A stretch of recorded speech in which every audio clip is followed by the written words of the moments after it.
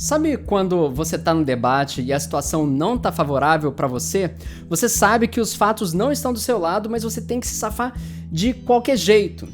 Pois é, não tema. Saiba que é possível mentir dizendo a verdade. É possível torturar os dados até que eles digam o que você quer. Brincadeiras à parte, mentir com dados é uma coisa muito séria. E a gente tem que estar preparado para encontrar quando pessoas não muito bem intencionadas acabam tentando mentir com dados para cima de você. Pessoas argumentando sobre fatos que contam meias verdades e meias verdades essas que deixam entender uma realidade muito mentirosa e perigosa. E por isso, hoje a gente vai falar sobre algumas estratégias de mentiras com dados para que você esteja um pouco mais preparado para quando você encontrar esse tipo de argumentação no seu dia a dia, no seu habitat natural.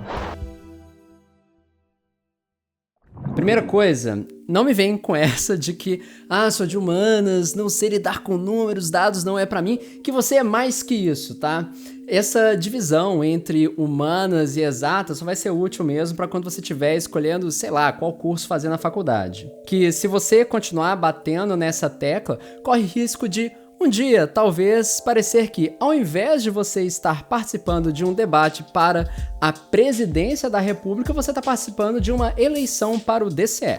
Quero agradecer ao meu vice-presidente, Marco Sintra, um homem de exatas e eu de humanas. O perfeito equilíbrio para que a gente consiga levar esse país adiante. Perfectly balanced, as all things should be. Eu também me graduei em um curso da área de humanas. E números são uma parte essencial da forma como a gente conta histórias. E se você não entende números, você corre o risco de não entender as histórias que a gente conta. E pior que isso, talvez você não entenda as histórias que impactam de verdade na sua vida. Então vem comigo, que você é uma pessoa fantástica e a gente vai chegar do outro lado numa boa, beleza? Bom, com o dado certo e uma narrativa bem escolhida, é possível contar praticamente qualquer história com dados sem se estar mentindo. Inclusive, o autor Darrell Huff, no livro Como Mentir com Estatística, que é de 1957, vai abordar algumas das diferentes táticas que se pode utilizar para mentir com dados. E aqui eu vou entrar um pouco mais profundamente em 3 táticas específicas que eu acho particularmente interessantes e úteis, que é a tática da amostra tendenciosa, da média bem escolhida e do gráfico exagerado. No livro tem mais, mas eu vou focar nessas 3 especificamente que já compõem uma caixa de ferramentas muito bacana para poder enfrentar a complexidade do nosso dia a dia, e aqui a gente vai ilustrar com alguns exemplos reais dos nossos últimos anos aqui no Brasil. Então, bora lá! Uma amostra em uma pesquisa ou questionário é o grupo de pessoas o qual a gente vai entrevistar, vai fazer algumas perguntas para chegar a conclusões sobre as prováveis respostas de um grupo ainda maior de pessoas ao qual esses indivíduos que a gente entrevistou pertencem. E esse grupo maior de pessoas a gente vai chamar de universo da pesquisa. Por exemplo, para poder entender a preferência de intenção de voto nas eleições presidenciais de 2022 aqui no Brasil, ao invés de perguntar para absolutamente todo mundo que mora no país, que é gente pra caramba, a gente pode selecionar uma amostra que é composta por algumas centenas de pessoas espalhadas nos diferentes estados do nosso país. E a partir disso, a gente pode entender que de uma maneira aproximada, ou seja, com uma certa margem de erro, o candidato que apresenta a maior preferência das pessoas é o Lula, o que de fato foi a resposta mais frequente, numa pesquisa realizada até o final do mês de agosto de 2022, e que nesse caso especificamente o candidato estava computando ali uns 44% das intenções de voto. Esse resultado, ele não é 100% confiável e preciso, mas ele é fiel o suficiente para permitir que eu entenda qual que é o clima das eleições nesse momento específico e para que as equipes de cada uma das pessoas candidatas possa adequadamente planejar a sua comunicação e estratégias ou mudanças que vão fazer nas próprias campanhas nas semanas que vão guiar a gente até as eleições. Daí, agora que a gente entendeu o que é uma amostra, a gente tem que falar um pouquinho da irmã mentirosa dela, que é a amostra tendenciosa. A amostra tendenciosa é sobre quando a gente parte de dados estatísticos reais e algumas generalizações plausíveis, mas incorretas, a partir de uma observação de um recorte muito específico sobre um fato que a gente quer observar. Esse viés, ele também vai ser chamado de viés de seleção ou viés de sobrevivente em alguns casos. Isso seria, assim, a partir do mesmo exemplo, né, se ao invés de fazer a pergunta para centenas de pessoas em cada estado do Brasil, a gente, ao invés disso, escolher somente respondentes do estado de Santa Catarina, que a gente conhece que hoje tem uma preferência maior pelo candidato Bolsonaro. Ou pior ainda, se a gente ainda escolhesse entrevistar pessoas em cada um dos estados, só que ao invés de pegar uma amostra aleatória de pessoas, sei lá, no centro da cidade, a gente resolvesse fazer essa pergunta somente para as pessoas que passam imediatamente em frente ao imóvel que é o QG de um certo candidato à presidência. Com essa escolha cuidadosamente mal intencionada, a gente logo se dá conta que a resposta dessa amostra não vai ser representativa, né? Ou seja, ela não vai ser equivalente ao que a gente esperaria de uma amostra que fosse mais geral do Brasil inteiro, né? Então não seria confiável. Nesse caso, extrapolar as respostas das pessoas de Santa Catarina ou do QG para todo o Brasil seria um erro. Santa Catarina, no caso, seria uma amostra tendenciosa que busca passar um retrato enganoso, mentiroso, irreal sobre as eleições no Brasil. Outro exemplo de uma amostra tendenciosa pode ser quando a gente tenta entender um pouco melhor os estragos da gestão pandêmica aqui no Brasil de 2020 até 2022. Se a gente toma essa amostra tendenciosa de olhar somente para a população brasileira e não para a população mundial, somente a população daqui, a gente pode ser levado à conclusão equivocada que a gente talvez nem tá tão mal assim. Isso pensando, né, na expectativa de mortes por Covid-19 ou os índices de vacinação, né? Dado que antes tarde do que nunca, a gente acabou tirando o atraso das vacinações em 2022, chegando a alcançar ali 79% da população com as 2 doses aplicadas, né? O que parece que não é tão mal assim. No entanto, quando a gente amplia essa amostra para incluir um recorte de toda a pandemia e também de outros países do mundo, a gente logo se dá conta do estrago desastroso causado pela gestão pandêmica irresponsável de Bolsonaro, que ficou, primeiro, adiando a compra e negligenciando, né, a vacinação da população, falando contra os processos e resultados da vacinação e também falando contra os resultados do isolamento social.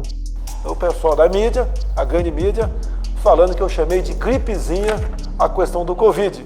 Não existe um vídeo ou um áudio meu falando dessa forma. Depois da facada não vai ser uma gripezinha que vai me derrubar não, tá ok? Caso fosse contaminado pelo vírus, não precisaria me preocupar. Nada sentiria ou seria, quando muito, acometido de uma gripezinha ou resfriadinho. O resultado disso foi que o Brasil, apesar de contar com apenas 3,8% da população mundial, a gente foi responsável por cerca de 12,4% das mortes de Covid-19 no mundo, colocando o nosso país no top 10 de países quando a gente pensa em mortes em proporção à sua população total sobre o Covid-19. Uma proporção que é 3 vezes maior do que seria o esperado nesse caso. É um viés de seleção que falha em contar toda a história, porque a partir de uma amostra tendenciosa, ou seja, uma amostra que inclui somente o Brasil e não todos os outros países, acaba mostrando um retrato que não é tão assim representativo da realidade. São mortes que a gente, ao colocar numa perspectiva mundial, a gente vê que poderiam e deveriam ser evitadas. Aqui é sobre questionar um pouco os dados, né, que estão sendo representados, né? A quem que essa narrativa especificamente favorece? Será que a gente está levando em consideração adequadamente o contexto em que a gente está inserido? Será que a nossa população, o nosso universo está sendo adequadamente representado à amostra para quem a gente está dando voz? O que é uma média? Bom, que nem a gente aprendeu na escola, né? Uma média é quando a gente pega um conjunto de números, soma os valores desses números e divide pela quantidade de números. Assim sendo, a média entre 10 e 20 seria 15. Mas você sabia que existem outros tipos de médias? Ou melhor, outros tipos de medidas de tendência central e que esses diferentes tipos contam histórias bem diferentes? Saca só, olha essas diferentes histórias. A gente poderia argumentar em uma narrativa que a média de renda da pessoa que mora no Brasil aumentou dos anos de 2020 a 2021, quando a gente leva em consideração o dado que é o PIB per capita, né? Que seria ali indo de uns R$ 3.265 por mês para R$ 3.390 por mês, o que dá uma sobrinha ali de uns R$ 125. Dá até para comprar umas 2 caixas de leite, dependendo de onde você tá. Mas será mesmo? Porque se você para pensar, esse número ele é bastante problemático, né? Porque ele é inflado pelo número minúsculo de pessoas multimilionárias que acumulam a grande maioria das riquezas do nosso país, né? 1% dessas pessoas que acumulam ali cerca de 48% de todas as nossas riquezas contra 50% da população mais pobre que, no final das contas, acumula menos de 1% de tudo que se produz aqui no país. E dessa galera dos podres de ricos, muitos deles de fato enriqueceram muito durante a pandemia, mesmo se grande parte da população brasileira, na verdade, acabou empobrecendo. E essas duas métricas diferentes acabam dando a ilusão de se compensar, sendo que isso não é verdade. Isso mascara a desigualdade dessas mudanças. Que a realidade, assim, muito triste, é que, ao contrário do que o Bolsonaro falou na entrevista para a Jovem Pan... Alguém já viu alguém pedindo um pão na porta, ali no caixa da padaria? Você não vê, pô. A gente viu, na verdade, nos últimos 12 meses, um aumento das pessoas pedindo pão na frente da padaria. No último censo feito pela Prefeitura em 2019, eram quase 25 mil pessoas em situação de rua. Com a pandemia de Covid-19, esse número pode ter aumentado. Que é o que mostra um estudo feito pela FGV sobre segurança alimentar aqui no país. E é aqui que mora a armadilha de fazer uma análise dessas a partir de uma média simples. Colocando num exemplo um pouco mais palpável, um pouco menor para poder facilitar o entendimento desse tipo de média, vamos pensar num cenário aqui. Imagina 5 pessoas que elas têm uma renda respectivamente de 4 mil, 4 mil, 4 mil, 3 mil e 5 mil reais. Então a gente tem aqui a renda média de 4 mil reais por pessoa, porque a soma desses valores todos dá 20 mil reais e 20 mil reais dividido por 5 pessoas dá 4 mil. Parece razoável. No entanto, olha só que perigo. Se a gente pega um outro grupo de 5 pessoas, em que elas ganham respectivamente 1 mil, 1 mil, 1 mil, 1 mil e 16 mil reais, a gente consegue essa mesma média de 4 mil reais. Por quê? 1 mais 1 mais 1 mais 1 mais 16 é igual a 20 mil, que dividido por 5 pessoas é igual a 4 mil. Um absurdo! Uma média que mascara a desigualdade de renda entre essas pessoas todas. E você vai concordar comigo que, apesar de terem a mesma média, esses dois cenários apresentam realidades completamente diferentes. E é aqui que a gente pode falar das outras medidas de tendência central, que talvez podem ajudar a gente a contar uma história que, de fato, retrata e narra um pouco melhor essa mesma realidade. Por exemplo, a gente pode falar da mediana, que é como se a gente pegasse o valor do meio, né? Que nesses dois cenários seria, respectivamente, 4 mil e 1 mil reais. E a gente analisa esse dado entendendo que, dentro desses dois grupos, metade das pessoas ganham mais do que 4 e 1 mil reais e a outra metade ganha menos do que esse mesmo valor. Ou então, a gente pode pegar a medida que a gente chama de moda, que é quando a gente pega aquele valor que é o que repete mais vezes, o que nesse caso também daria 4 mil no primeiro cenário e 1 mil no segundo cenário.